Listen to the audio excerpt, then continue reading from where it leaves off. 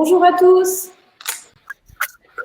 Bienvenue sur cette première rencontre professionnelle de l'INMA Parlons MAPV. MAPV, c'est la dénomination qu'on a choisi de prendre à l'INMA parce que nous allons devenir dans quelques mois l'Agence française des métiers d'art et du patrimoine vivant. Donc MAPV, c'est la destination de tout ce qui est métiers d'art et patrimoine vivant. Bienvenue sur ce webinaire. Aujourd'hui, nous allons aborder les dispositifs financiers de soutien et de relance avec nos intervenants. Pourquoi on a voulu mettre en place ces rencontres professionnelles qui sont aujourd'hui en webinaire, mais qu'on espère très bientôt pouvoir faire physiquement pour avoir des temps d'échange entre des donneurs d'ordre et puis des professionnels pour vous soutenir. Donc, le principe, c'est construire autour des sujets d'actualité des rencontres professionnelles qui s'adressent prioritairement à l'ensemble des professionnels des métiers d'art et du patrimoine vivant. Ces rencontres Parlons MAPV proposent un lieu d'échange et des outils concrets pour vous aider dans la poursuite et le développement de votre activité. Donc, à l'INMA, nous avons lancé une première enquête au mois d'avril, au tout début du premier confinement, pour connaître vos besoins et vos difficultés à travers cette crise. Et nous avons lancé un deuxième formulaire d'enquête qui est en ce moment sur notre site internet pour toujours être au plus proche de vos besoins et de vos difficultés. Notre objectif est d'utiliser toutes les données que vous nous donnerez pour discuter avec les ministères qui nous soutiennent dans notre activité, le ministère de la Culture et le ministère des Finances, de l'économie, des finances et de la relance, et le ministère de l'Éducation nationale. Donc, je vous encourage vraiment à répondre à ce questionnaire si vous ne l'avez pas encore fait. Donc, le format est double, sera double. On aura un format présence et digital. Toujours, quand on pourra être en physique, on aura toujours une diffusion en direct en ligne avec des inscriptions au préalable pour permettre à plus grand nombre d'entre vous d'assister à ces donc, en raison des contraintes, comme je vous disais, nous sommes aujourd'hui en ligne et les intervenants sont connectés sur leurs postes respectifs. Moi, je suis à l'INMA, avenue de Lénine, dans le 12e, dans nos bureaux. Et les professionnels que vous êtes, les experts du secteur, qu'on invite dans ces webinaires, sont là pour partager leur expérience. Et le public est donc connecté pour échanger avec nous et poser des questions écrites ou via le chat. On pourra répondre soit au fur et à mesure de la discussion, soit dans des temps d'échange au fur et à mesure du déroulé de ce webinaire. Un petit point sur les actions de l'INMA dans le cadre du soutien à la relance. Je voulais vous donner quelques éléments d'actions qu'on a menées depuis mon arrivée. Moi, je suis Sophie Duroyan-Chavannes, je suis la directrice générale de l'INMA. Je suis arrivée le 2 mars et on a mis en chose un certain nombre d'actions pour vous soutenir.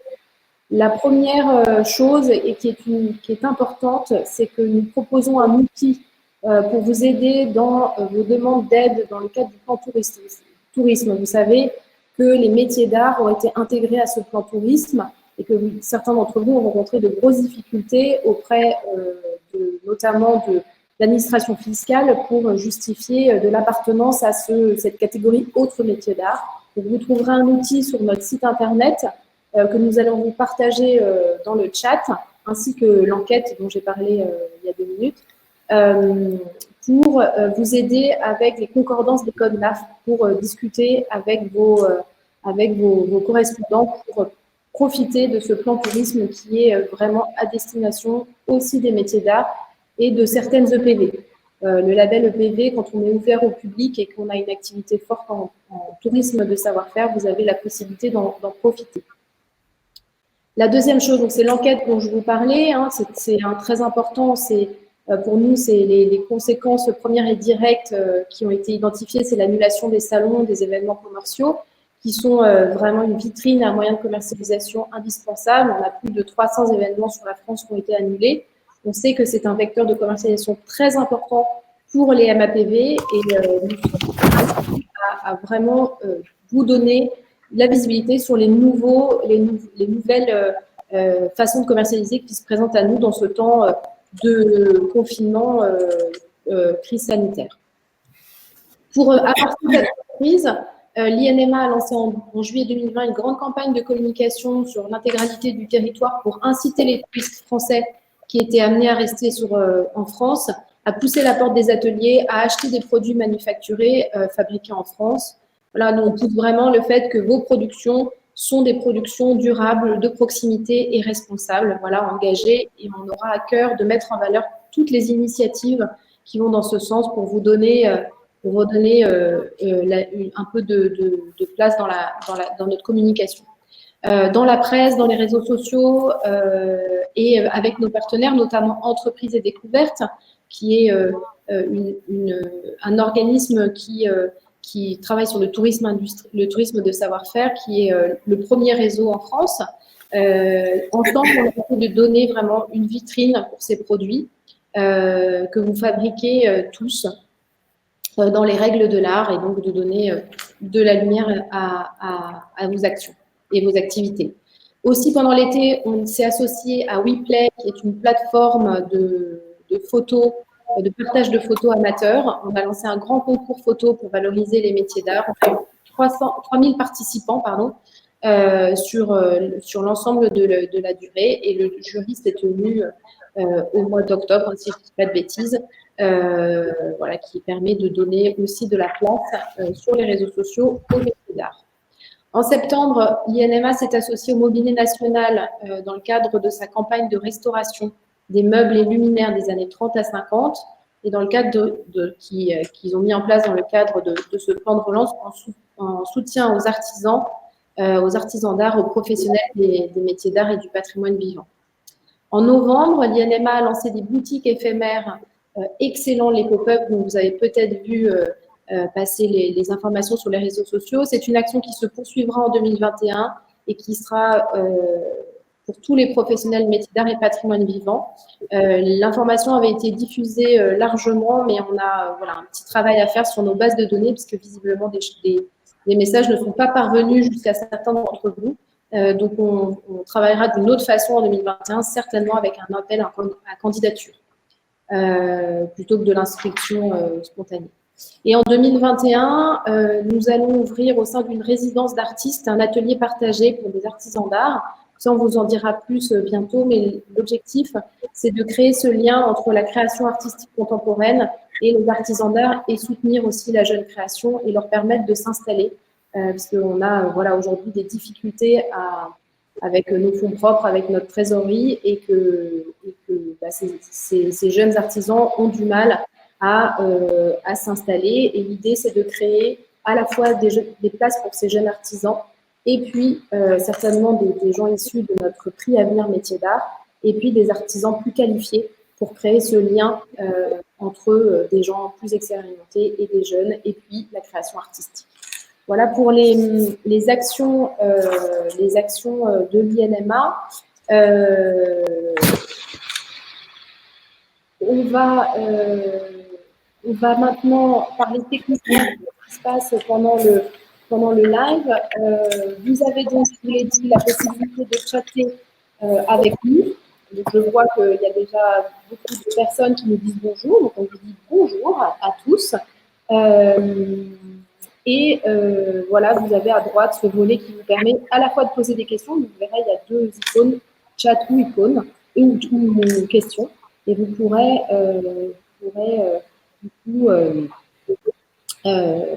nous poser toutes les questions que vous voulez.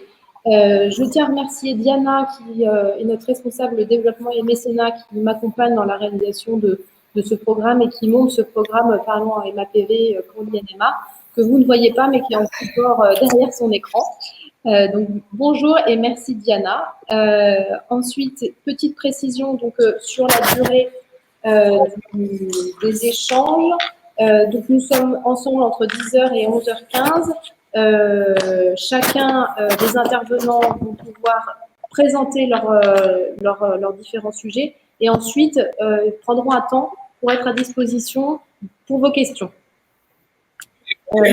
Par la suite, la vidéo sera disponible sur les supports de l'INMA, et il y a quelqu'un qui pose la question en demandant si le PowerPoint sera également partagé. Diana me dit que oui. Donc, je réponds aux deux questions. Déjà, est-ce que le webinaire sera enregistré? Oui, et il sera en replay avec les supports de communication. N'hésitez pas, si vous rencontrez des problèmes de connexion, à rafraîchir votre page ou à changer éventuellement de navigateur. Parfois, ça peut jouer un peu. Voilà. Donc, bienvenue à tous. Merci de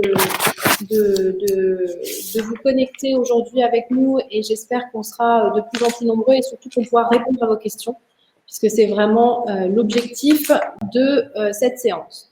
Donc, nous avons réuni autour de la table virtuelle Madame Véronique Gou, qui est chargée de mission à la sous-direction de l'artisanat, du commerce et de la restauration à la DGE, qui prendra la parole dans un premier temps. Monsieur Christophe de Redler, qui est chef de projet économie des territoires à la sous-direction du commerce, de l'artisanat et de la restauration, toujours à la DGE. Nous avons aussi Christophe Delavenne, qui est notre référent, qui est le référent métier d'art. Métier d'art, je vois plus. Petit problème technique, je l'avais sous les yeux. Pour donner le titre exact de Christophe quand même, le référent métier d'art du pôle métier d'art de la région Grand Est, BCC. Ensuite, nous aurons l'intervention de Olivier Sank, responsable collectivité et acteur public de KissKissBankBank. Bonjour Olivier. Et David Rosenboom, qui est maître d'art, directeur d'atelier Bettenfeld Rosenboom et le président de l'association Révélateur dont on parlera tout à l'heure. Voilà pour le programme. Je vais passer la parole maintenant à Véronique Gou qui va du coup vous présenter un certain nombre d'actions qui ont été mises en place par la DGE. Merci, bonjour. Les mesures de soutien du gouvernement aux entreprises ont été massivement renforcées dans le cadre du confinement. Donc, l'objectif de ma présentation est de faire un point à date sur les principales aides que vous pouvez mobiliser rapidement et vous orienter vers les bons interlocuteurs pour bénéficier de ces aides. Donc, j'évoquerai notamment le fonds de solidarité, les prêts garantis par l'État, les exonérations de cotisations sociales et le dispositif d'activité partielle. Alors, le fonds de solidarité, il a été mis en place dès le début de la crise sanitaire et il a été régulièrement adapté. Il a été massivement renforcé en novembre. Il permet de verser aux entreprises impactées par la crise une aide défiscalisée. Il s'adresse aux petites entreprises, aux commerçants, aux artisans, quel que soit leur statut et leur régime fiscal et social. Il a été élargi à toutes les entreprises de moins de 50 salariés. Le plafond de l'aide a été relevé de 1 500 € à 10 000 € par mois pour les secteurs les plus impactés par la crise, c'est-à-dire ceux relevant du secteur du tourisme au sens large, de l'événementiel, de la culture, etc. Sont concernées les entreprises qui ont fait l'objet d'une interdiction d'accueil du public ou qui ont subi une perte de chiffre d'affaires d'au moins 50% au cours de la période mensuelle concernée. Donc, les métiers d'art, comme vous le savez, sont éligibles à cette aide depuis le décret du 14 août 2020 qui prolonge le fonds de solidarité pour les pertes de chiffre d'affaires au titre de juillet, août et septembre 2020. Les métiers d'art figurent donc sur la liste des activités référencées en annexe 2 du décret et qui concernent les secteurs les plus impactés par la crise. Cette liste a été élargie à de nouvelles activités par le décret du 2 novembre 2020. Donc, ces nouvelles activités sont notamment les entreprises relevant du tourisme de savoir-faire, c'est-à-dire les entreprises réalisant des ventes directement sur leur site de production aux visiteurs et qui ont obtenu le label Entreprise du patrimoine vivant. Il s'agit également des entreprises titulaires de la marque d'État Qualité Tourisme au titre de la visite d'entreprise ou qui utilisent des savoir-faire liés à l'artisanat traditionnel. D'autres activités artisanales ont également été ajoutées, comme la fabrication de verres creux, la fabrication d'articles céramiques à usage domestique ou ornemental, la fabrication de coutellerie, de dentelles, de broderies, et également les entreprises artisanales réalisant au moins 50% de leur chiffre d'affaires par la vente de leurs produits ou services sur les foires et salons. Alors, pour bénéficier du Fonds de solidarité, vous devez faire votre demande sur le site impôts.gouv sur votre espace particulier. Le formulaire concernant les pertes de chiffre d'affaires du mois d'octobre 2020 a été mis en ligne le 20 novembre sur le site et vous pouvez déposer votre demande au plus tard le 31 décembre. L'aide compensant les pertes de chiffre d'affaires enregistrées au mois d'octobre peut aller jusqu'à 10 000 € en cas de perte de chiffre d'affaires très importante. Au titre du mois de novembre, l'aide est versée selon de nouvelles modalités. Les entreprises de moins de 50 salariés fermées et celles relevant des secteurs fortement impactés qui ne ferment pas, mais subissent une perte de chiffre d'affaires de moins 50%, pourront bénéficier d'une aide pouvant aller jusqu'à 10 000 €. Alors, pour les entreprises listées à l'annexe 2 du décret, comme les entreprises relevant des métiers d'art, du tourisme de savoir-faire, l'aide sera égale à 80% de la perte de chiffre d'affaires dans la limite de 10 000 €. Pour les pertes de chiffre d'affaires du mois de novembre, le formulaire sera mis en ligne sur le site le 4 décembre 2020, 4 décembre prochain. Donc, vous trouverez toutes les précisions sur le Fonds de solidarité sur le site économie.gouv.fr. Et si vous avez besoin d'être renseigné et orienté, vous pouvez également appeler le numéro d'information qui a été mis en place, qui est gratuit et qui figure sur la diapositive que vous voyez actuellement. Ce numéro est accessible du lundi au vendredi. En ce qui concerne les exonérations et les reports de cotisations sociales, le dispositif mis en place pour le couvre-feu a été prolongé et élargi suite au reconfinement pour les secteurs les plus impactés. Ce dispositif est prolongé jusqu'à la fin de l'année.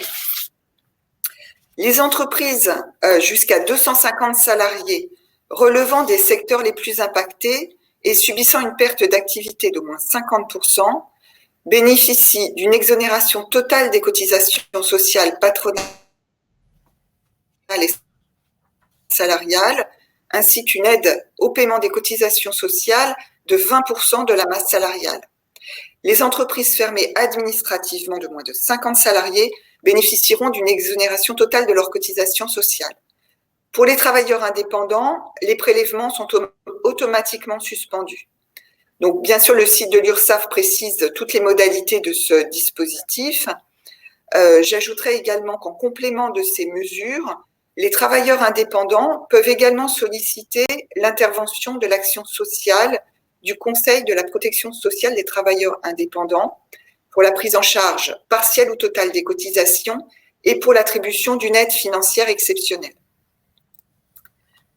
En ce qui concerne les prêts garantis par l'État, les entreprises peuvent désormais contracter un prêt garanti par l'État jusqu'au 30 juin 2021 au lieu du 31 décembre 2020.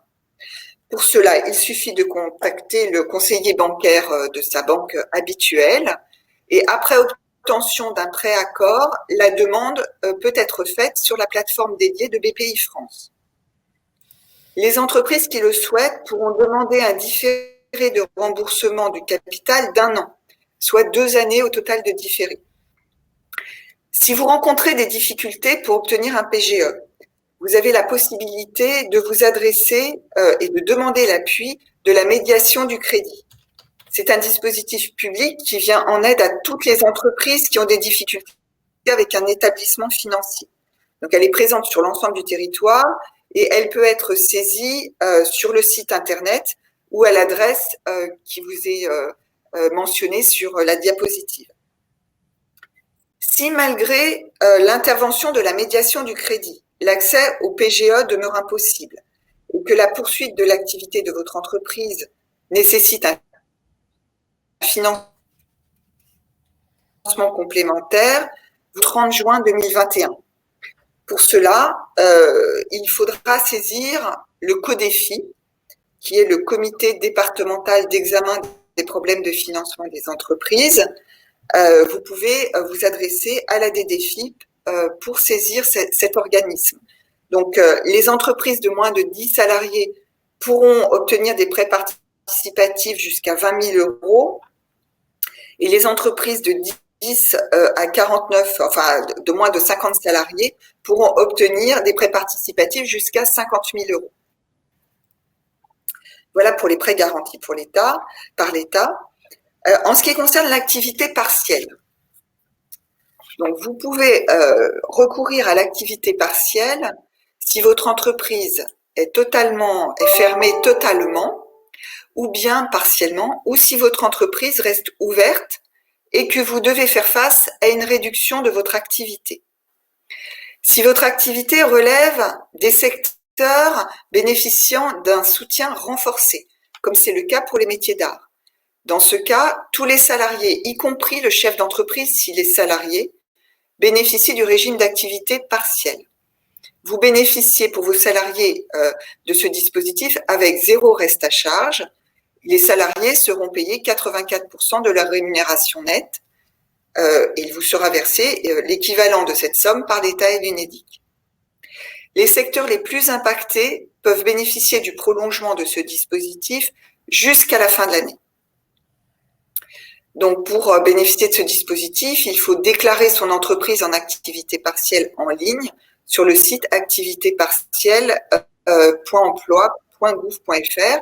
Vous avez la possibilité de faire appel à une assistance téléphonique et vous avez également un numéro vert pour vous aider dans ces démarches.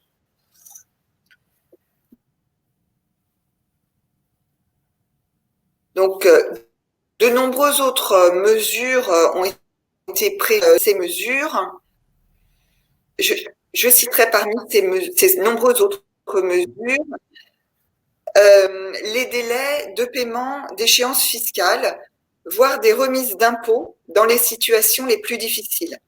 Donc, si vous souhaitez bénéficier d'un délai de paiement d'échéances fiscales, bien sûr, votre service des impôts demeure votre interlocuteur privilégié. Il peut vous proposer des plans de règlement spécifiques sur une durée pouvant aller jusqu'à 3 ans. Vous pouvez déposer votre demande d'étalement de dette fiscale au plus tard le 31 décembre prochain.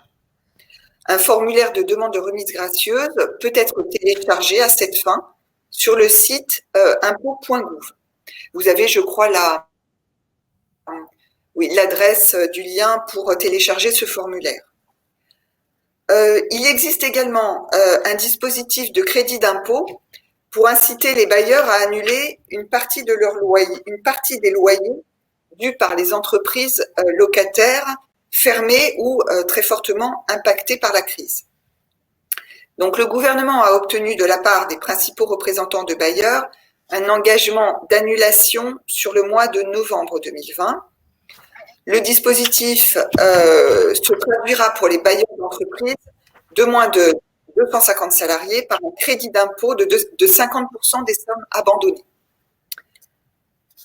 J'évoquerai enfin les mesures de soutien à la numérisation des commerçants et des artisans. Donc, le gouvernement a mis en ligne à maintenir et à développer une activité en ligne. Il existe un site internet dédié, cliquemoncommerce.gouv.fr, qui recense les solutions numériques labellisées par le gouvernement. Et vous pouvez également, en complément de cette plateforme, accéder à des aides financières, notamment un chèque numérique de 500 € pour financer l'acquisition de solutions numériques de vente à distance. Voilà pour ce qui concerne l'ensemble des dispositifs mis en place par le gouvernement. En conclusion, je vous rappellerai les outils qui sont mis à votre disposition pour vous renseigner et pour vous accompagner dans vos démarches. Donc, évidemment, la plateforme internet économie.gouv, le numéro d'appel gratuit que vous pouvez solliciter du lundi au vendredi. Et enfin, le guichet unique Plan Tourisme qui centralise l'ensemble des aides éligibles au secteur protégé et qui vous oriente également vers les organismes.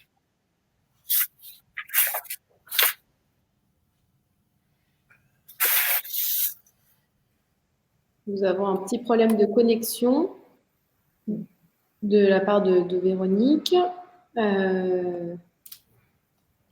Qui, je pense, va se reconnecter. Alors, effectivement, nous avons un petit problème de son. Véronique, on n'a pas entendu la fin de votre intervention, ça a coupé. Mais c'est pas grave. Ah bon, pardon. La dernière minute. Alors, vous êtes resté. Vous étiez sur la dernière minute. Alors, la dernière minute, je pense que c'était sur la dernière diapo. Oui. Pour rappeler les différentes adresses et téléphones et plateformes mis en ligne pour renseigner les entreprises et indiquer les bons interlocuteurs porteurs des aides mis en place par le gouvernement. Alors, effectivement, ça s'est arrêté à guichet unique numérique. Donc, on va remettre la présentation qu'on ne voit plus pour que vous puissiez voir les différents sites internet et puis le numéro de téléphone. Et sinon, vous pourrez retrouver cette présentation et la rediffusion du webinaire sur notre site internet dans les prochains jours. Alors, nous allons passer aux questions. Alors, j'ai déjà une première question qui demande si l'aide à la numérisation a une date de fin.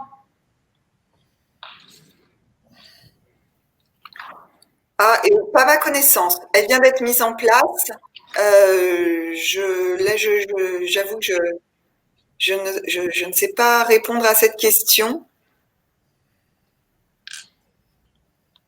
Alors, on tâchera d'y répondre.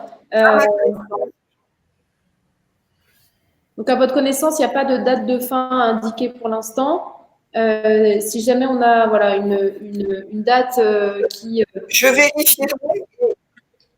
Je vais prendre note de la question, je vérifierai et je vous enverrai la réponse pour que vous communiquiez à la personne qui a posé la question la réponse. C'est parfait. On indiquera de toute façon sur notre site internet, on reprend de façon régulière les aides et les démarches que vous pouvez avoir. Donc, on met à jour le plus souvent possible en fonction de l'actualité. Si je puis me permettre, c'est une aide sur 2021. C'est une aide sur 2021. Donc, fin 2021. 2021 comprise. Ouais. Alors, donc, on nous demande la question de comment on peut poser des questions. Donc, soit vous pouvez poser des questions sur le chat où vous venez d'écrire, ou vous avez en haut du chat 3 options, chat, questions. Enfin, 2 options, je ne sais pas si vous voyez la liste des participants. Et vous avez un onglet questions sur lequel vous pouvez cliquer pour poser vos questions. Donc, il y a deux possibilités. Alors,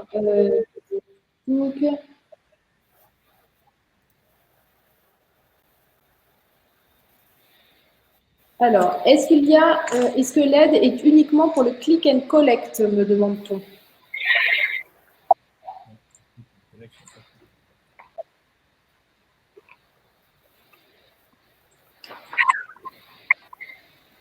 Véronique, Christophe?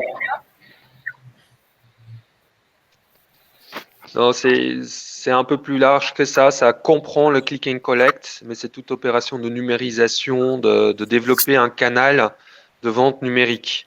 Donc, ça peut être du click and collect, mais ça peut être aussi livraison à domicile, bien sûr.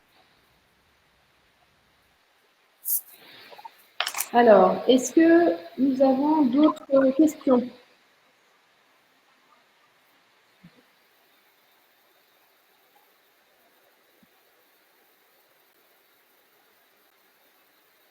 Alors, le site du gouvernement renvoie vers l'ASP pour le chèque de 500 € d'aide numérique. Mais sur le site internet de ces derniers, aucune trace de cette aide. Pourriez-vous nous dire comment en bénéficier et à qui doit-on envoyer les factures?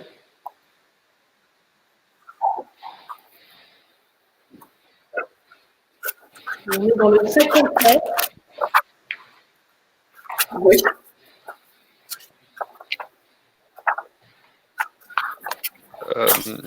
Un bout de réponse, mais il faudra la compléter. La mise en œuvre du paiement de ce chèque sera réalisée par l'Agence des services de paiement de l'État, l'ASP. Après, sur les modalités très pratiques, je crois que c'est en cours de mise en œuvre. Hein.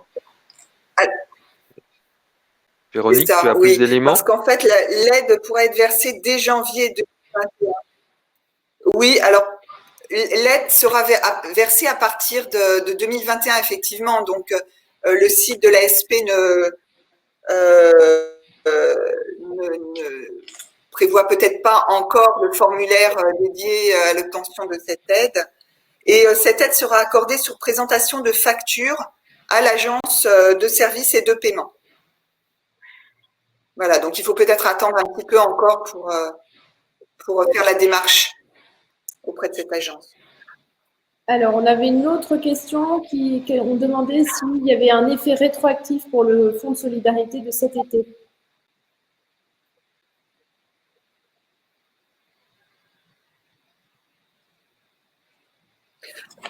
Alors là, le site impôt.gouv prévoit des formulaires spécifiques pour chaque période concernée. Donc là, les nouvelles activités qui ont été intégrées à la liste peuvent obtenir une aide du Fonds de solidarité depuis septembre, je crois, sur les mois de septembre, octobre et novembre, sous réserve de vérification.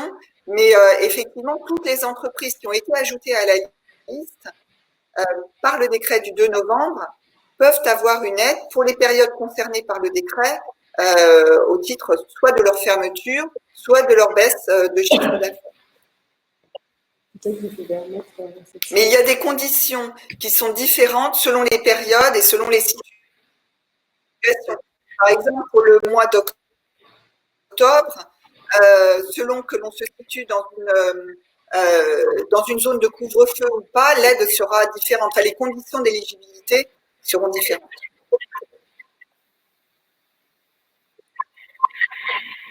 Alors, on a une autre, toujours de la personne qui nous demande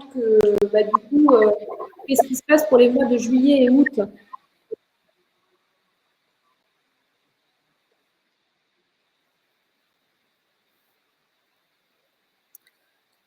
Alors, il me semble que pour les mois de juillet et août, la demande ne peut plus être faite.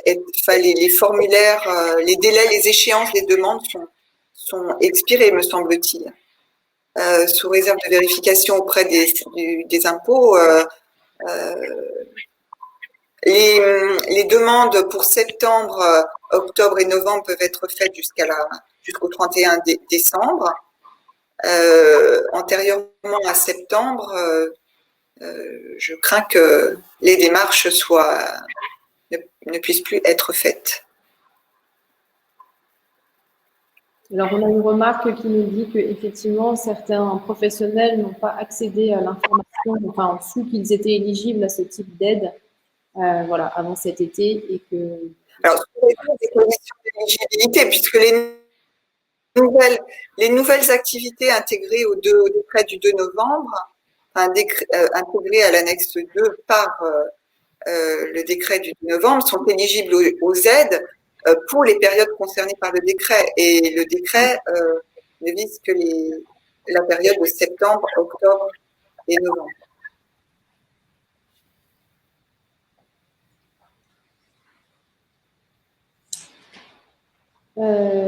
Alors, on a une autre question. Est-ce que le chèque numérique porte sur toutes les dépenses de mise en place d'un site de vente en ligne avec le prestataire de notre choix?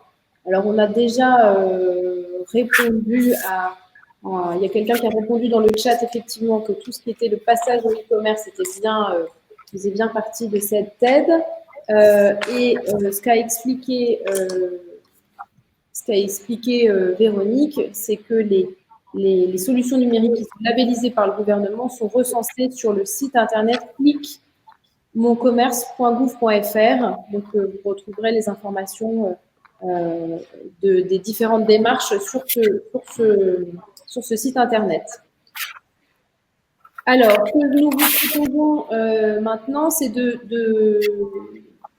si vous avez des questions auxquelles on n'a pas forcément répondu, mais qui viennent au cours de ce webinaire, vous les posez dans la rubrique questions et nous vous répondrons par mail. Alors, on doit passer à l'intervention de Christophe Delaveine, mais qu'on a perdu. Ça, c'est les problématiques des réseaux. Alors, on peut peut-être prendre une dernière question, ou peut-être que la DGE veut apporter une précision par rapport à cette présentation sur peut-être, voilà, plus sur la philosophie, peut-être, des choses qui sont mises en place aujourd'hui.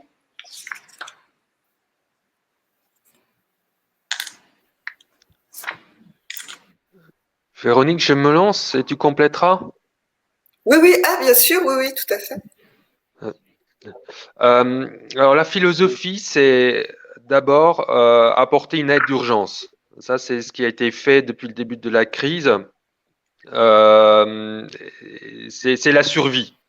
Mais là, avec le plan de relance, on va essayer d'aller au-delà.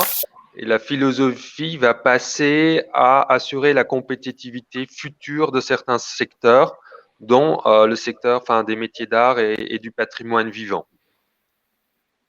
C'est un peu bref. Véronique, si tu veux compléter.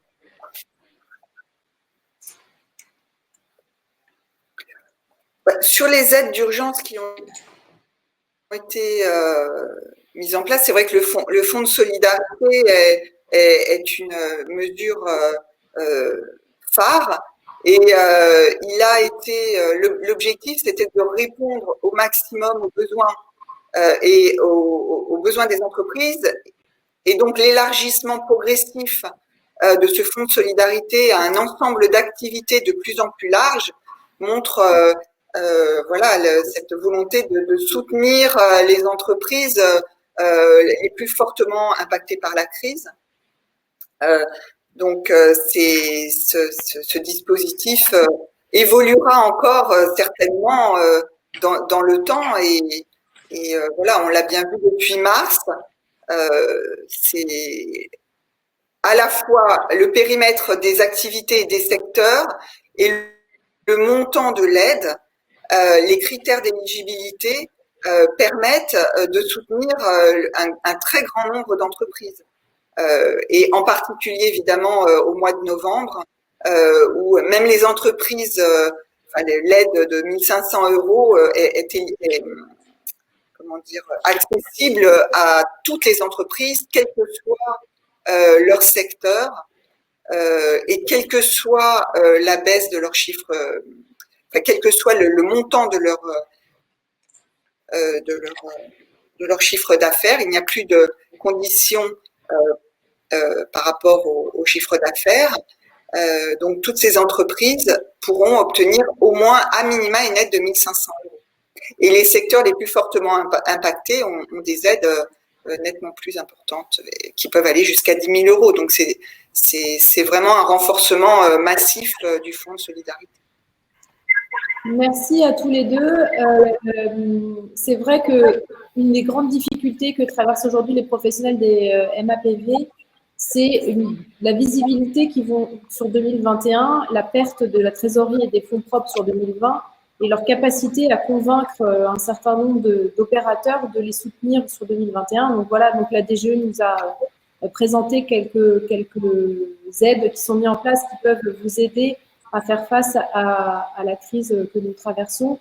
Voilà, après, nous, on sait qu'il y a cette problématique des fonds propres, du bilan 2020 qui va être très difficile et qui mérite qu'on continue. Et ça fait partie des choses dont on discute de façon hebdomadaire, notamment avec les DGE et particulièrement avec Christophe. pour bien remonter vos informations et faire comprendre les problématiques que vous rencontrez concrètement dans vos démarches. J'ai bien noté qu'il y a 2 questions qui ont été posées. On y répondra par mail plus tard. Christophe, il y en a une pour vous, donc on se parlera pour que vous répondiez dans le détail. Je vous propose de donner la parole à Christophe Delavenne pour qu'il nous présente ce qui se passe, voilà, les dispositifs financiers spécifiques à la région Grand Est. Comme vous le savez, la région Grand Est a été en période de premier confinement une des régions qui a été le plus touchée qui a été vraiment un cluster très important dans la crise sanitaire que nous traversons. Et la mission Métiers d'Art Grand Est travaille quotidiennement pour aider les entreprises, et donc il va nous présenter les différentes actions qui ont été mises en place et qui seront mises en place. Christophe, je vous passe le micro. Merci Anne-Sophie, bonjour à tous. Alors, je parlerai effectivement de ce qui se passe en Grand Est, mais en élargissant aussi le propos à ce qui se passe dans toutes les régions, puisque de façon assez complémentaire à des dispositifs mis en place par l'État, il y a des dispositifs qui se sont mis en place en région.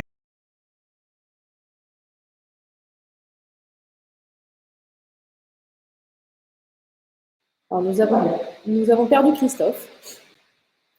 Voilà, je pense qu'il va revenir. Il y a une question qui dit que ce serait intéressant pour que tous puissent profiter des réponses aux questions posées. Oui, effectivement, nous répondrons à tout le monde sur les différentes questions qui sont en suspens et nous mettrons dans les éléments que nous fournirons post-webinaire. Nous donnerons effectivement les réponses à chacun, parce que tout le monde effectivement est concerné par ce type de réponse. Alors, nous avons perdu à nouveau Christophe. Du coup, si ça vous va, je vais passer la parole à Olivier, qui va nous présenter les actions de KissKissBankBank. Le KissKissBankBank, c'est du financement participatif, ou crowdfunding, voilà, qui permet de financer un certain nombre de choses. Donc, si ça vous va, Olivier, je vais vous passer le micro et Christophe interviendra quand il pourra se connecter à nouveau. Ok, merci. Bonjour à tous. J'attends juste la confirmation du lancement de la presse et puis j'attaque en attendant Christophe. Alors, le financement participatif, un petit rappel pour éventuellement ceux qui ne connaissent pas bien ou n'ont jamais pratiqué ou fréquenté un site de financement participatif. C'est un système qui permet de collecter des fonds sur Internet, qui permettent de financer via le grand public sur une page Internet des projets, qu'ils soient entrepreneuriaux, créatifs, solidaires ou associatifs, et ce, soit par le don, soit par la précommande, donc littéralement avec un usage aussi de sites marchands. Concernant KissKissBankBank, c'est une plateforme qui est pionnière du financement participatif, la toute première apparue en Europe en 2009. Et plus particulièrement pour le sujet qui nous intéresse aujourd'hui, des partenariats historiques avec l'INMA et avec le réseau CMA France depuis 2015. Ces partenariats permettent notamment un accompagnement privilégié de chaque porteur de projet, des conseils en rédaction, des conseils en communication. Ces partenariats permettent aussi d'avoir une meilleure visibilité pour les projets en question. Et puis, dans certains cas aussi, c'est le cas par exemple avec l'INMA, nous avons régulièrement des ateliers de travail, des conférences dédiées. On a même réalisé, l'INMA a même réalisé, il y a de cela 3 ou 4 ans, une exposition spécifique qui mettait en avant des artisans novateurs qui faisaient des campagnes de financement participatif. Si on parle de l'artisanat et du financement participatif, j'ai voulu préciser le chiffre ici. En l'occurrence, sur KissKissBankBank, ça représente 10 millions d'euros collectés, dont un quart émanant de porteurs de projets métiers d'art. C'est toujours intéressant de le rappeler. On me dit parfois dans les milieux qui ne connaissent pas bien l'artisanat, que c'est assez étonnant de voir autant d'artisans et autant d'artisans d'art utiliser l'outil avec succès. Je pense que des acteurs extérieurs ont une image parfois un petit peu décalée de la réalité sur le dynamisme des artisans et sur leur possibilité de communiquer et sur le goût du public pour aller aider des projets, notamment dans les métiers d'art. En tout cas, les chiffres le montrent. Sur le slide suivant, j'ai toujours pas de, excusez-moi, j'ai pas de retour écran sur la presse. Oui, pardon, voilà. Sur le slide suivant, je vous ai indiqué les 3 modes de collecte possibles en financement participatif. Le tout premier historique, très répandu, c'est la collecte de dons pour un porteur de projet en échange de contreparties. Ce qu'on appelle des contreparties dans le financement participatif, ce sont des petits cadeaux matériels, symboliques, des invitations qu'on va imaginer et remettre à ces contributeurs donateurs pour les remercier. Ce type de collecte, pour les artisans qui choisissent spécifiquement d'aller chercher du don en échange de contrepartie, se situe dans une moyenne de collecte qui est comprise à peu près entre 3 et 7 000 euros pour la fourchette moyenne. Ça, c'est vraiment un ordre de grandeur tout à fait standard, usuel et courant sur ce type de collecte. Si on parle cette fois des porteurs de projets, des artisans d'art qui vont exclusivement choisir de faire de la prévente via leur page de financement participatif, car c'est tout à fait possible de mettre en avant un produit, plusieurs produits, une gamme, avec une largeur de gamme également, avec des possibilités de choix de couleurs, de taille, de format, etc. Pour les artisans d'art, en tout cas, qui font de la prévente, exclusivement de la prévente, on est sur des moyennes de campagne qui se situent entre 10 et 15 000 euros de fonds collectés, pour le coup, littéralement de chiffre d'affaires, puisque là, on parle bien d'un mode de vente sur Internet, littéralement. Enfin, je voulais préciser sur la partie de droite de l'écran, sachez que il est aussi possible de collecter ce qu'on appelle du don libre en financement participatif. C'est souvent le cas d'ailleurs pour des associations ou pour des projets liés au mécénat qui reçoivent uniquement en échange un reçu fiscal pour défiscaliser leurs dons. Mais plus largement, sur le don libre, il faut savoir que c'est le choix d'un contributeur sur 10 en moyenne, en tout cas sur KissKissBankBank, qui vont dans un esprit de solidarité, et ça se vérifie aussi notamment en ce moment avec la crise économique, choisir d'aider un porteur de projet sans même exiger une contrepartie, même si elle lui est proposée. Et on peut passer au slide suivant. Au-delà de ce financement, il est aussi toujours intéressant de noter que cet outil du financement participatif est un outil qui est dynamique et qui va avoir des utilités au-delà du financement lui-même. Financement et non pas d'ailleurs finalement participatif. Excusez-moi pour cette petite coquille sur le slide. Alors, si on parle de financement, on peut bien sûr amorcer un plan de financement. On peut évidemment être, et c'est le cas en ce moment de beaucoup de projets, dans du soutien, dans de la solidarité. On peut être plus globalement sur des plans de développement, sur un complément de plan de financement, mais on est aussi souvent sur une trésorerie anticipée. Qu'on collecte des dons en échange de contrepartie ou qu'on fasse de la prévente, l'usage dans le financement participatif, c'est que le contributeur va recevoir son cadeau ou va recevoir le produit qu'il aura précommandé en fonction de la réalité du métier du porteur de projet et du délai de livraison qui est affiché.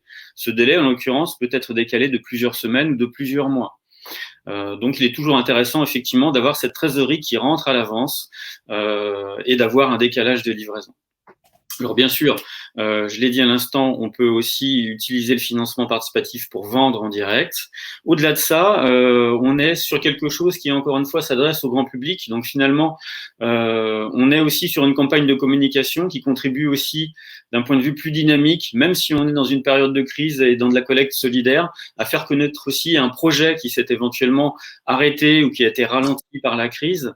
On est aussi sur des tests d'idées, puisque littéralement, quand on parle de collecte de dons, c'est une participation financière et c'est un sondage littéralement en temps réel pour des contributeurs qui vont montrer leur intérêt pour un métier d'art.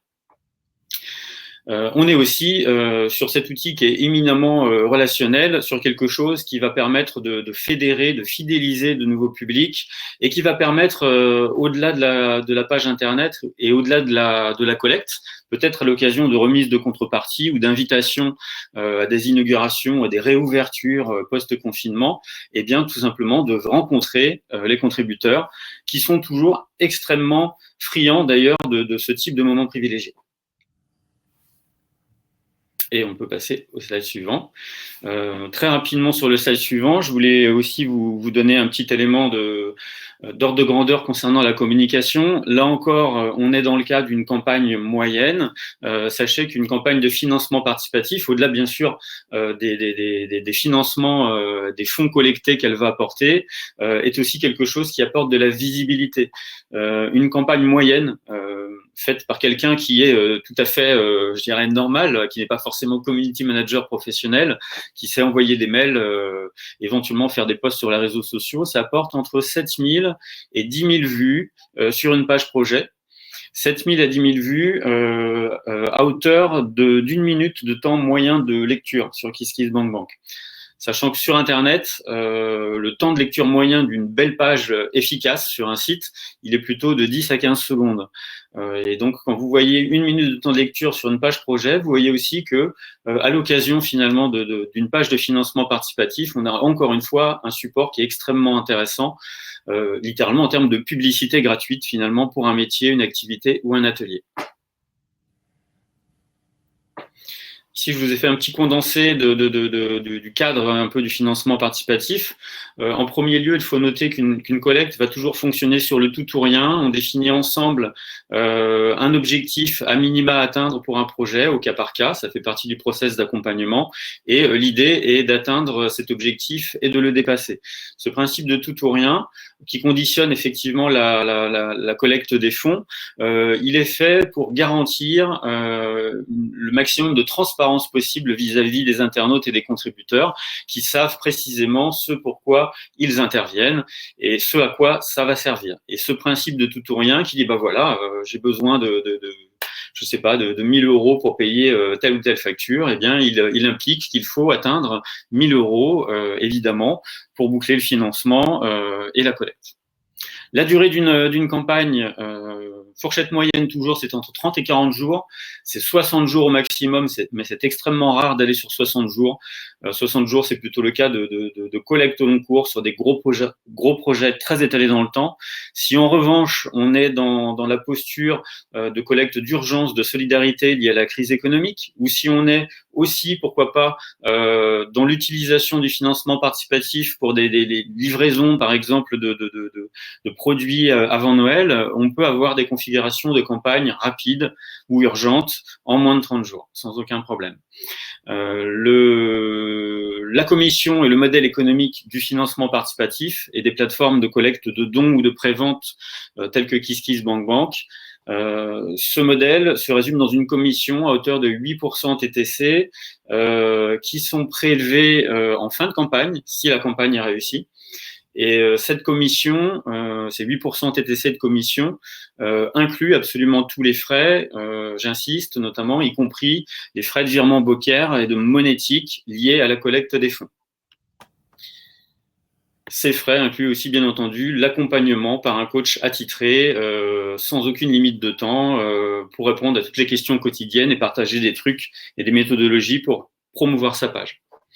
Dans le cadre spécifique de la crise Covid, au niveau de KissKissBankBank, nous avons lancé déjà à l'occasion du premier confinement une opération dite Stronger Together, plus fort ensemble, qui permet de soutenir les acteurs économiques, les restaurants, les commerçants, le monde de la culture, les lieux culturels qui sont fermés, les musées, les cinémas, les librairies, etc., mais aussi les ateliers d'artisans, les artisans qui ne peuvent vivre par exemple que de marchés plein vent ou de marchés de Noël et qui ne peuvent plus évidemment en vivre aujourd'hui, ou les artisans qui sont bloqués, qui sont stoppés dans la réalisation de leur chantier de par la crise, ou encore ceux qui vivent peut-être grâce à des points de vente ou à des distributeurs et qui là aussi sont impactés par la crise. Pour tous ces acteurs-là, on a décidé de réduire en fait le niveau de commission proposé par KissKissBankBank et de proposer une commission à hauteur de 5% TTC,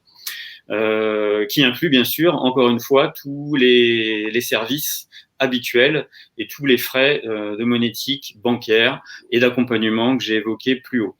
Sur le premier confinement, cette opération a permis de collecter près d'1,5 million € en l'espace d'un mois. Et sur le second confinement, puisque nous avons relancé évidemment l'opération à cette occasion, on en est déjà à près de 400 000 € collectés sur des opérations solidaires. Pour en finir, je vous ai choisi très rapidement 2 exemples d'artisans d'art, de métiers d'art qui ont fait des collectes assez récemment. Un premier exemple ici avec l'atelier Cuir Pollen, qui a une double activité autour du cuir et autour de la laine, et qui a fait justement une campagne solidaire pendant le premier confinement. Artisan qui, par définition, lorsqu'il m'a contacté, m'a expliqué qu'il ne vivait effectivement pour sa part que des marchés et qui n'avait pas non plus de site internet marchand. Donc l'enjeu pour lui, c'était de s'adapter au plus vite, de collecter des fonds, de compenser pour partie les ventes qu'il ne réalisait plus sur ses marchés habituels, et pour une autre partie de collecter des fonds et un résultat net de collecte qui lui ont permis justement de financer la mise en place de son site marchand. Un site marchand, quand on parle d'un site marchand, quand on n'en a pas encore, à minima, ça nécessite d'avoir au moins, à mon sens, 3 à 5 000 € sur un modèle de base vraiment rudimentaire. Mais ça peut être encore plus coûteux en fonction des options que vous allez choisir. Cet artisan avait choisi, vous le voyez, un objectif financier. Il voulait collecter à minima 4 000 € et il a terminé à hauteur de 10 255 €. Et un deuxième exemple d'un autre artisan, une marque plus précisément, qui travaille avec un atelier situé dans le Berry et qui fabrique des chaussons littéralement artisanaux très haut de gamme, et qui lui a choisi d'utiliser littéralement l'outil exclusivement sur de la prévente. Donc vous le voyez aussi à l'écran ici, le porteur de projet en question avait choisi de lancer une campagne qui avait pour objectif de réunir au minima 100 précommandes. 100 précommandes, c'était aussi pour lui le format minimum qui lui permettait d'activer des commandes auprès de ses fournisseurs en termes de matières premières, et qui lui permettait aussi d'avoir un minimum de taille de travail garantie pour pouvoir se lancer efficacement dans une production d'une série. Il a terminé avec 224 précommandes, donc un peu plus du double de son objectif. Voilà pour cette présentation très rapide sur le financement participatif adapté éventuellement au contexte habituel. Merci beaucoup Olivier, c'est vrai que c'est quelque chose qu'on vous encourage vraiment à regarder à l'INMA, parce que c'est une façon de réunir des cercles et de jouer sur le capital sympathie d'un territoire autour d'une entreprise, et qui permet d'innover et de lancer des nouveaux produits et d'avoir Olivier l'a dit, parfois des apports en trésorerie, parfois une transformation. Et en général, c'est des moments aussi importants en interne pour se réunir autour d'un projet qui donne de la visibilité à son atelier ou à son entreprise. Je vais maintenant passer la parole à Christophe. Désolé Christophe pour les petits problèmes techniques. Donc Christophe va nous présenter effectivement les dispositifs de soutien de la région Grand Est et les autres initiatives sur lesquelles il travaille. Bien, merci, désolé pour tout à l'heure. Donc, je reprends très rapidement, simplement pour rappeler qu'on a pu mettre en place sur le Fonds de solidarité un service d'appui permettant aux artisans d'être conseillés, notamment dans la gestion des problématiques des codes APE, codes NAF, qui étaient parfois compliqués dans leur relation avec les services des impôts.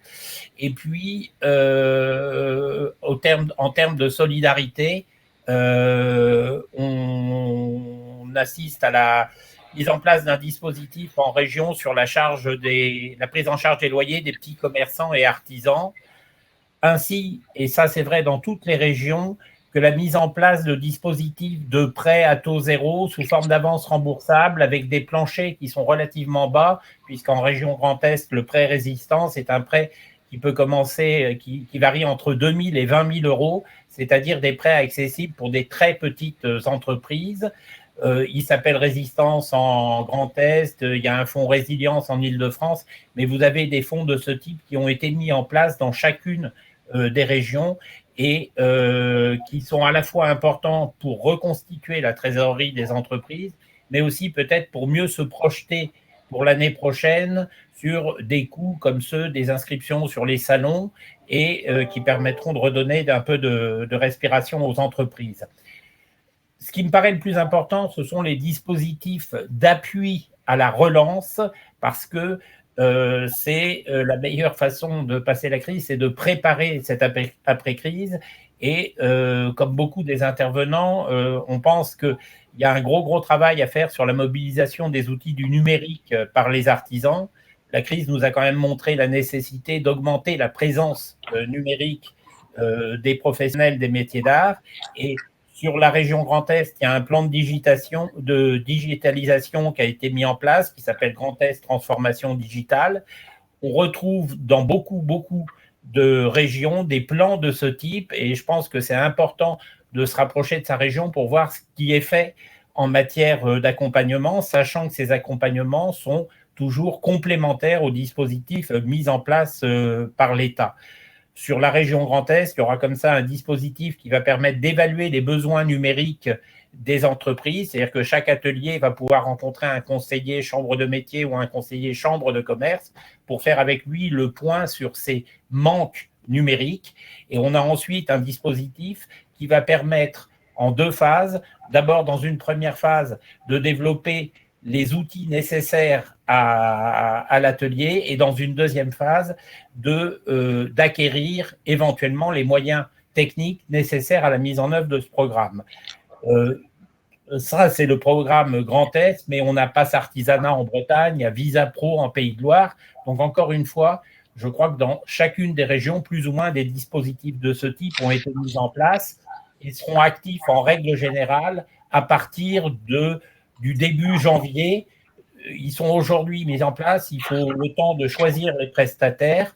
Un exemple, sur la région Grand Est, il y a un choix qui a été fait d'avoir des prestataires au plus près des entreprises, des artisans, et pas 2 ou 3 très gros prestataires. Ça devrait permettre à un certain nombre d'artisans de travailler avec leurs prestataires habituels.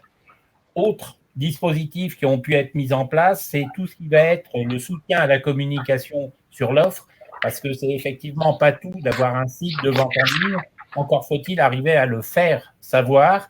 Et là, sur la région, on a un agrégateur régional qui est en train de se mettre en place, qui va permettre de servir de caisse de résonance pour promouvoir l'offre de chacun des artisans qui disposeront d'un site de vente en ligne. Dans un premier temps, on vient d'y associer une vingtaine de boutiques métiers d'art qui, elles, regroupent un grand nombre d'artisans.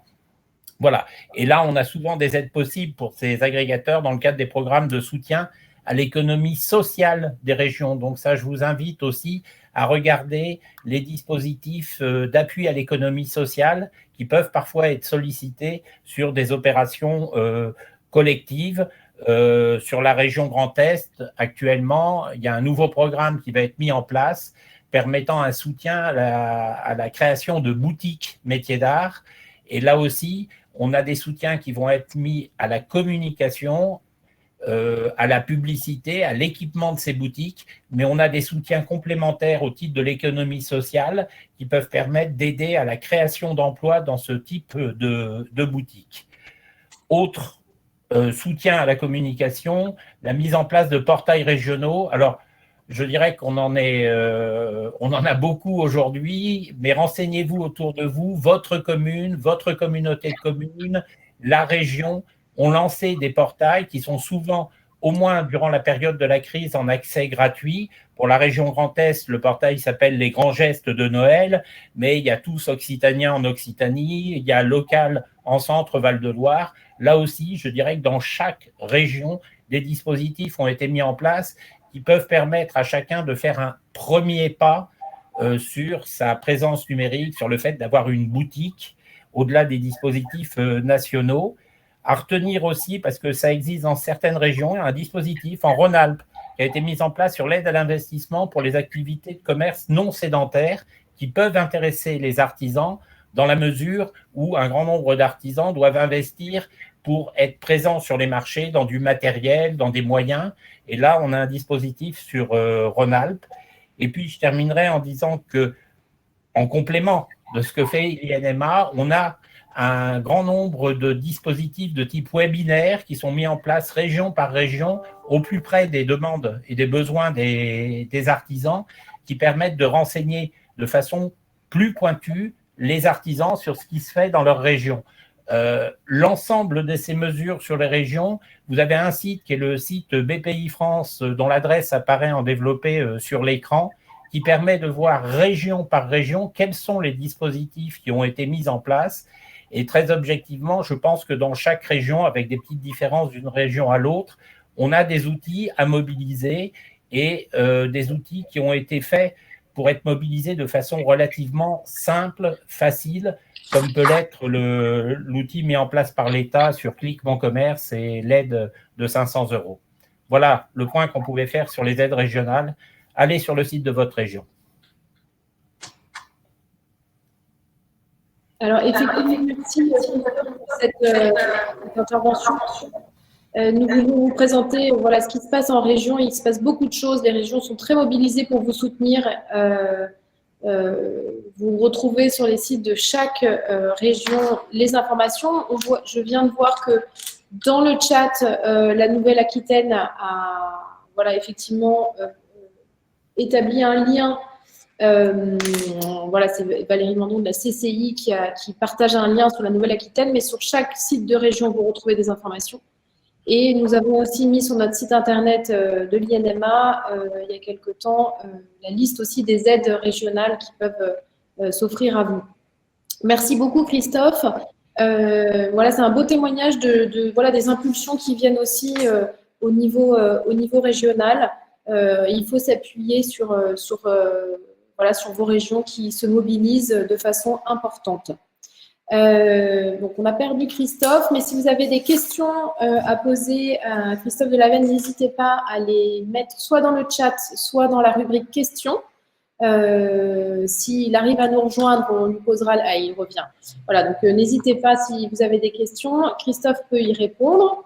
Et sinon, nous répondrons bien évidemment à toutes les questions posées. On publiera sur le site internet de l'INMA la liste des questions, les réponses qui ont été apportées et les questions qui sont restées en suspens. Est-ce que vous avez des questions pour Christophe ?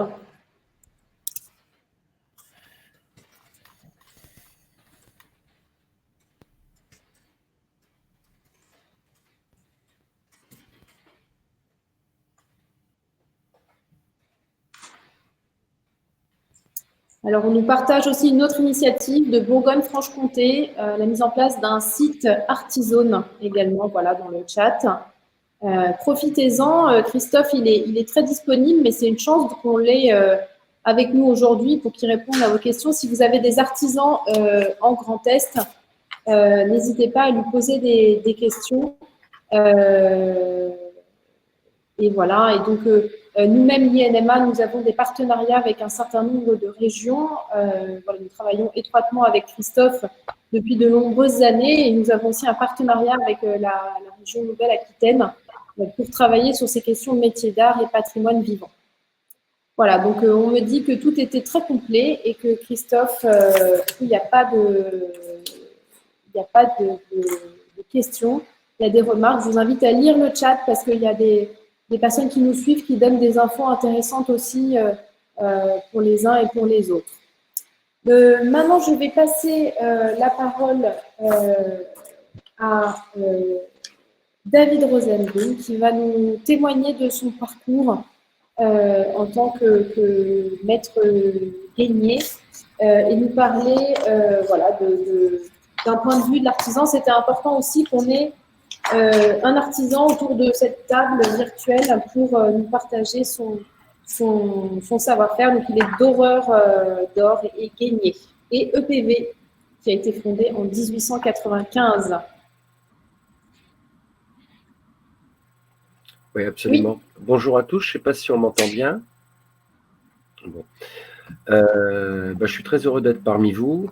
Effectivement, nous, la crise du Covid, le premier confinement, puis ensuite la période entre les 2 et 3e ont été durs en fait pour tout le monde. puisque là, on est au deuxième confinement. Nous, dans l'atelier, en fait, comme beaucoup d'artisans d'art, on a vu une baisse conséquente sur le premier confinement. Et on a pu voir aussi le fonctionnement des aides et comment s'adapter et pouvoir en bénéficier.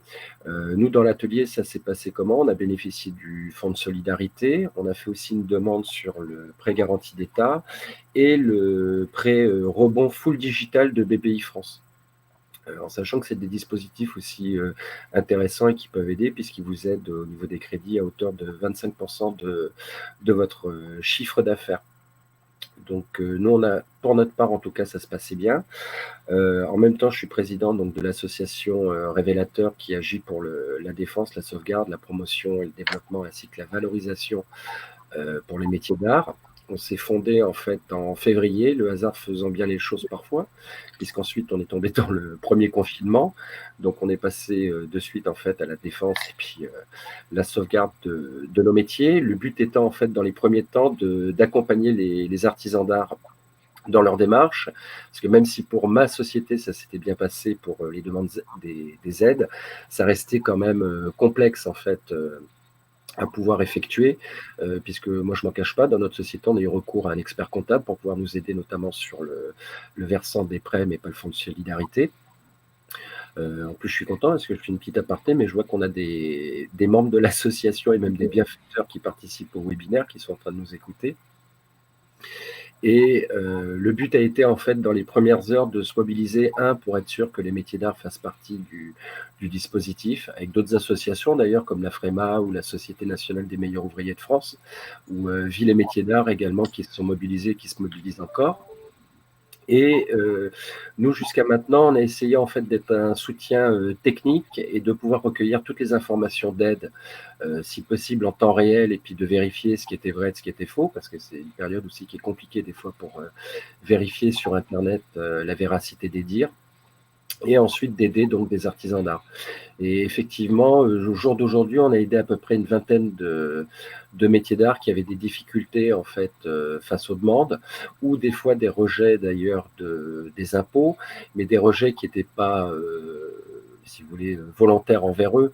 C'était par rapport, en fait, la difficulté qu'a rencontré les impôts dès le début, en fait, c'était d'identifier les métiers d'art sur une méthode où ils se sont très vite réorganisés, puisqu'au début, en fait, ils demandaient le code NAF. Malheureusement, le code NAF ne permet pas forcément l'identification du métier d'art et qui a été corrigé, en fait, par la demande, en fait, de l'extrait du registre des métiers, notamment la D1, avec la qualification artisan d'art. Et là, on les a aidés parce qu'effectivement, malheureusement, certains extraits ne comportaient pas cette mention. Et quand cette mention a été corrigée, on a été assez satisfaits puisqu'ils ont tous reçu leur fonds d'aide de solidarité. À part, effectivement, en toute sincérité, 2 ateliers qui ne l'ont pas eu, mais parce qu'ils ne correspondaient pas aux critères.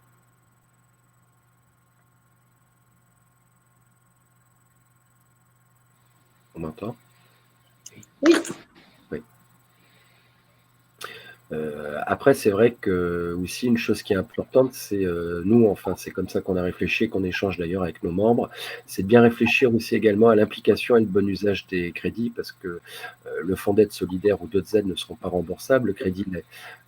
Donc ça, par contre, on les conseille d'être vigilants, de faire attention à l'usage même des crédits. Et surtout de ne pas non plus attendre que des aides, mais de penser déjà dès maintenant à comment relancer les activités au-delà de ces aides. Ce qui est assez compliqué pour les métiers d'art, parce que je dirais que les métiers d'art, tous les 5 à 10 ans, nous demandent une réforme intérieure à nos métiers qui est assez importante. La dernière, je pense, pour tous nos ateliers, il y a 10 ans, c'était de devenir des chefs d'entreprise. Et aujourd'hui, on nous demande aussi de passer par la voie de la digitalisation, ce qui est excessivement important effectivement pour nos métiers, mais je pense que même dans notre réflexion, il faut aller au-delà et commencer aussi, au-delà de la digitalisation, à réfléchir à peut-être de nouveaux systèmes de vente ou de communication sur les métiers d'art. Merci beaucoup, David. Merci pour ce témoignage. Effectivement, ça a été une des grandes difficultés des derniers mois, c'est une harmonisation de ces codes NAF. Beaucoup d'entre vous ont remonté l'information comme quoi ils étaient bloqués. Donc, pour faire un point sur ce qui s'est passé à l'INMA, c'est que nous avons travaillé directement avec le cabinet d'Alain Griset pour faire remonter toutes ces choses qui arrivent du terrain. Et je vous remercie tous de nous remonter régulièrement des informations parce que ça nous permet à nous de travailler avec la DGE, avec les cabinets du ministère des Finances, de la Culture ou de l'Éducation nationale, faire remonter votre voix et trouver des solutions pour que vous puissiez accéder à ce fonds de solidarité et préparer la relance de demain. Est-ce que vous avez des questions pour David ?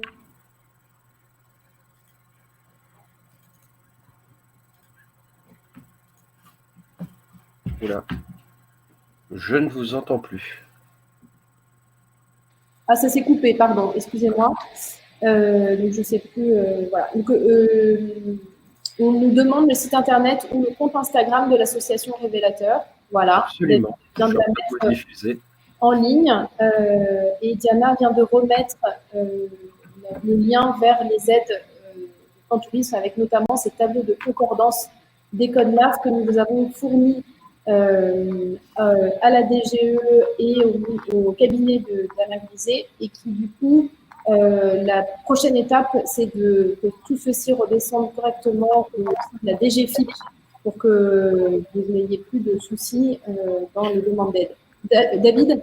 Une des solutions nous qu'on a remarqué en intervenant auprès de certaines SIE ou des services des impôts, c'est que le registre justement des métiers fonctionnait très bien parce que le gros problème en fait du code NAF qu'ils rencontrent, c'est qu'il faut se rappeler que c'est le code ça va en combinaison en fait, c'est un peu technique, avec le code NAS qui est un code européen et qui ne peut pas décrire en fait les métiers d'art.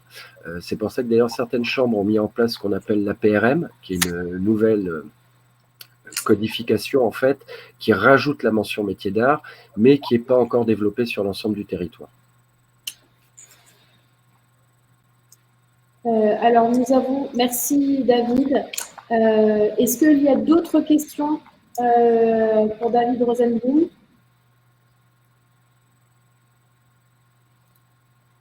Alors, ce que je veux dire aussi à chacun d'entre vous, avant, il y a une question pour Christophe Delaveine que je vais vous partager. Pour nous, à l'INMA, c'est très important de créer cette communauté. Dès qu'on pourra se retrouver physiquement, on organisera des événements également pour qu'on puisse échanger de façon régulière et parfois informelle sur ces différents sujets et que l'INMA soit vraiment un lieu pour chacun d'entre vous pour venir chercher des réponses. On publie beaucoup sur notre site internet, on publie aussi sur nos réseaux sociaux, mais le plus important, c'est que vous nous donniez les informations qui vous concernent pour qu'on puisse porter votre voix. Christophe, nous avions une question pour vous. Est-ce que le site dont vous avez parlé, qui va rassembler les sites marchands d'artisans Grand Est, sera éligible? Alors, attendez, sera éligible pour qui? Pour qui sera-t-il éligible? Je pense que c'est la question. Oui, j'ai vu, c'est la question de Maya Mentrel, une jeune bijoutière qui travaille avec les EPV, d'ailleurs. Oui, il sera éligible pour toutes les entreprises bénéficiant d'une reconnaissance métier d'art et il va être attaché au site métier d'art Grand Est sur lequel on aura une interface. Ah. Voilà, vous avez eu votre réponse avant que Christophe redisparaisse.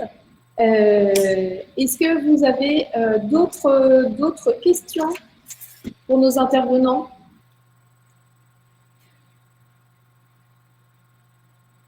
Alors, quand on lit les questions du dernier questionnaire INMA, on sent frémir un projet de plateforme de vente en ligne pour les métiers d'art qu'on imagine qualitatif. Est-ce d'ores et déjà en route? Alors, je vais répondre très franchement à cette question. C'est une question qu'on se pose. Néanmoins, il y a énormément de choses qui se passent sur le territoire français. Donc, créer une plateforme, pour créer une plateforme, ce n'est pas forcément l'intérêt. Donc, on est en train de réfléchir et notamment, on en a parlé cette semaine avec Christophe Delaveine, de se dire comment on peut le faire de façon utile et ne pas faire quelque chose à côté de ce qui se passe, mais plutôt rassembler un certain nombre d'informations qui existent déjà. Donc, nous sommes en train d'y réfléchir et surtout ce qu'on voudrait savoir, c'est quels sont vos besoins en la matière pour qu'on calibre un outil qui soit utile et qui réponde aux besoins des professionnels, à la fois sur la partie B2C, mais aussi sur la partie B2B, parce que beaucoup d'entre vous travaillez aussi entre professionnels, et donc on se pose aujourd'hui ces questions-là. On a une question en disant comment être sûr qu'on a le titre d'artisan d'art. Donc ça, il faut vous rapprocher de CMA France, enfin, ou des chambres régionales des métiers et de l'artisanat, pardon. Ce sont eux qui gèrent ce titre d'artisan d'art. Voilà. Donc Maya remercie Christophe qui a eu sa réponse juste avant la coupure. Est-ce que vous avez d'autres questions ?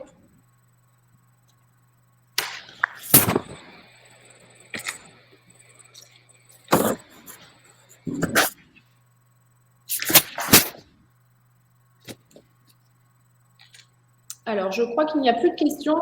Juste un petit complément. Donc, il y a le titre effectivement d'artisan d'art, mais vous avez aussi la liste officielle des métiers d'art que vous retrouverez sur le site de l'INMA qui recense les 281 métiers qui sont des métiers d'art. Donc, on vous invite aussi à consulter cette liste. Souvent, certaines personnes ne savent pas qui sont métiers d'art, notamment dans les métiers de la restauration. Voilà, les restaurateurs, y compris les restaurateurs du patrimoine, en fait, font partie de cette liste. David, vous vouliez compléter ? Oui, compléter juste une chose, parce que je vois qu'il s'attache aussi à la qualité d'artisan d'art. Ce qu'il faut savoir, c'est que c'est une demande qui doit être faite au centre des formalités auprès des CMA. Vous avez deux manières de l'avoir. Soit vous bénéficiez d'un diplôme des métiers d'art qui atteste donc de votre formation, soit il vous faut 3 ans d'exercice à l'heure actuelle pour pouvoir avoir le titre artisan d'art. Merci David pour ce complément. Avec plaisir. Alors, donc si nous n'avons pas d'autres questions, on va conclure ce webinaire. Nous sommes plus que 3. Voilà, c'est les aléas de ce type de format. Voilà, donc tant qu'on est dans cette situation-là, ben, on vivra avec ces aléas et on vous remercie de votre indulgence. Attendez, on a une dernière question. C'est plus une remarque. Voilà, je vous laisse découvrir et puis on vous répondra sur la question de l'uniformisation nationale identifiable quand on projettera la présentation.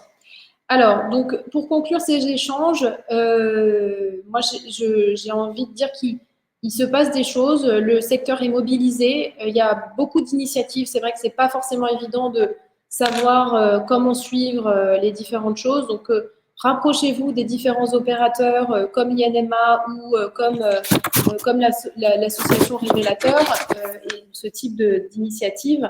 Nous, notre objectif, c'est de fédérer ces différentes actions et puis les porter à votre connaissance. Donc, n'hésitez pas à vous rapprocher des personnes qui travaillent sur les métiers d'art qui pourront répondre à vos questions. On sait que c'est une période qui n'est pas facile. C'est très difficile, on se réinvente parfois plusieurs fois par jour. On doit décider dans l'incertitude, donc c'est pas évident. Mais voilà, on sait que les chefs d'entreprise, alors quand je dis chef d'entreprise, quand on est seul dans son atelier, on est aussi chef d'entreprise, sont audacieux et résilients.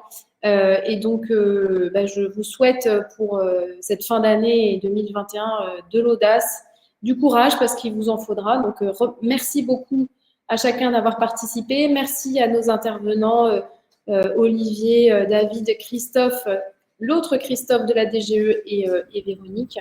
Nous aurons un prochain Parlons MAPV le 17 décembre autour de la digitalisation des entreprises sur la vente en ligne, le e-commerce et les outils et stratégies avec, sur le même format, des intervenants qui pourront répondre à vos questions et présenter un certain nombre d'initiatives.